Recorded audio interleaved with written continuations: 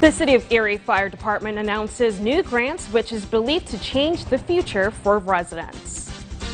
Plus, local officials weigh the options when it comes to trick-or-treating this year.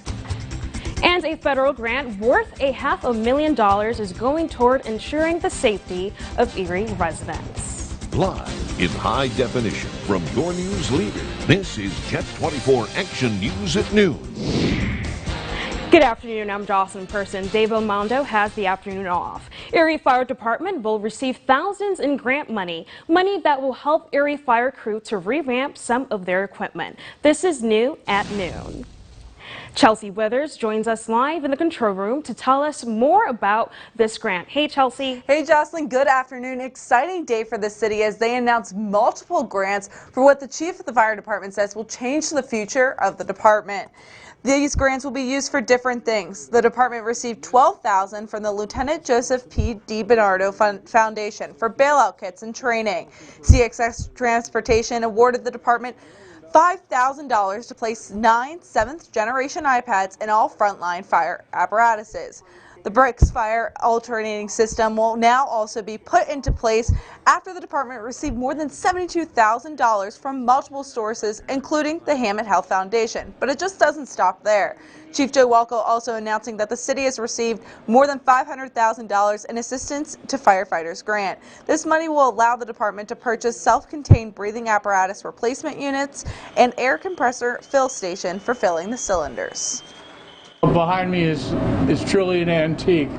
It's over 30 years old. It serviced us well because we kept up with the maintenance, but a new unit will be capable of higher pressure in our tanks, which will extend our workability within the building of a fire, and it's important.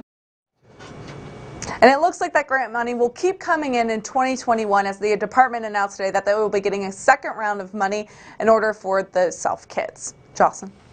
Thanks, Chelsea. Now, a Cleveland staple for over 3 decades is the latest victim of the pandemic. According to News 5 in Cleveland, the IX Center will close due to the pandemic. Since 1985, the 2.2 million square foot building has hosted home and garden shows, auto shows, and indoor amusement shows. Because of its size, the IX Center has been a major boost for the local economy, seeing more than 2 million visitors annually.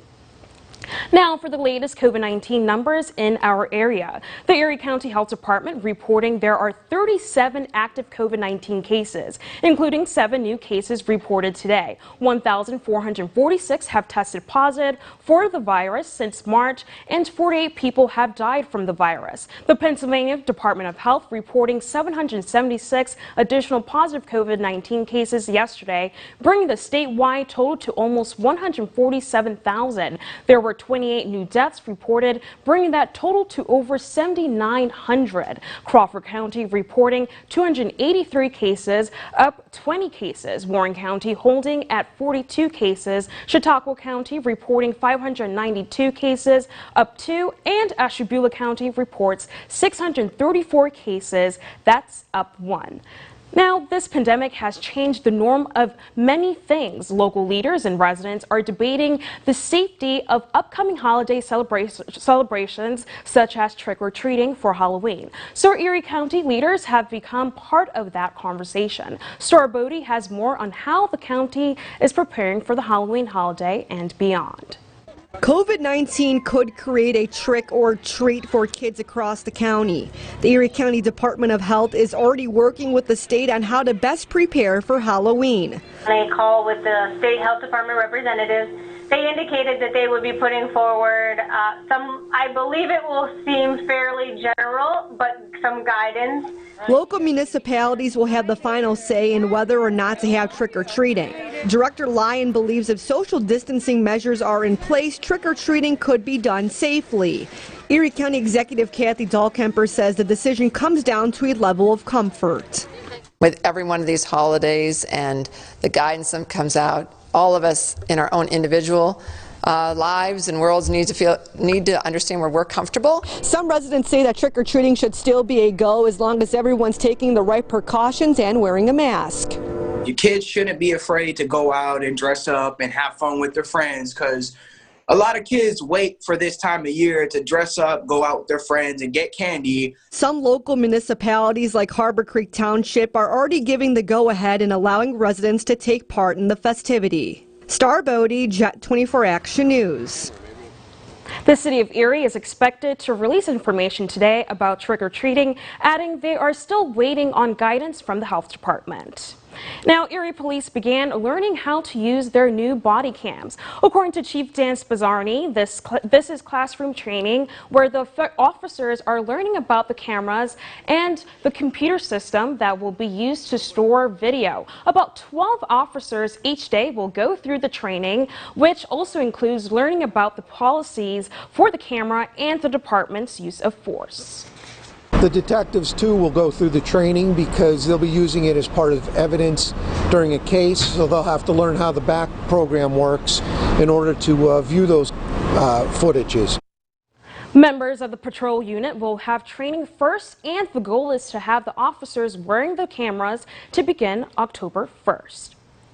The Erie County Public Library is inviting stakeholders today to attend a virtual community conversation on improving the quality of life for the Erie residents. This meeting will focus on inclusion. The Erie County Public Library hopes the conversation will help create long-term, far-reaching goals that will impact the communities the library serves. Many at the library say gaining feedback from the public will help them learn the aspirations that stakeholders have for the community, as well as develop meaningful partnerships that enhance the library's diversity. People at the library also hope to have a strong, active relationships with community organizations and members. The meeting will be virtual at 6 p.m. today. You can head over to yourerie.com to find out more information.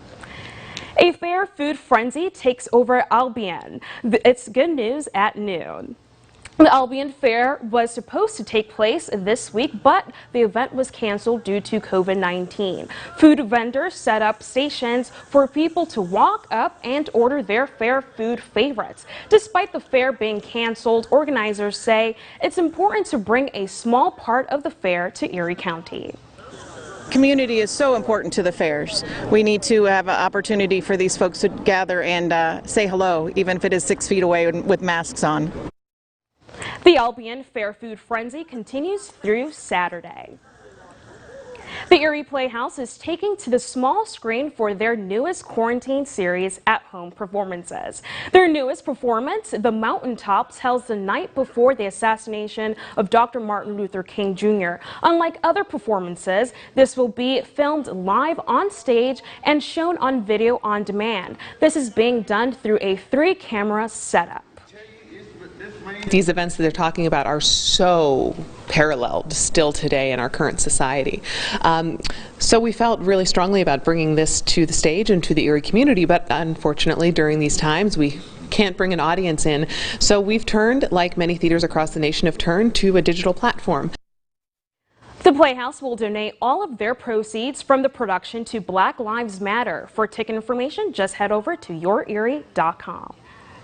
The Erie Seawolves announced that 3 more weeks are being added to their UPMC Park Movie Night series. On September 26th, the movie feature will be The Sand Lot. On October 3rd, it will be Monsters, Inc. And on October 10th, it will be the 1984 classic Ghostbusters. For more information, just visit the team's website at seawolves.com.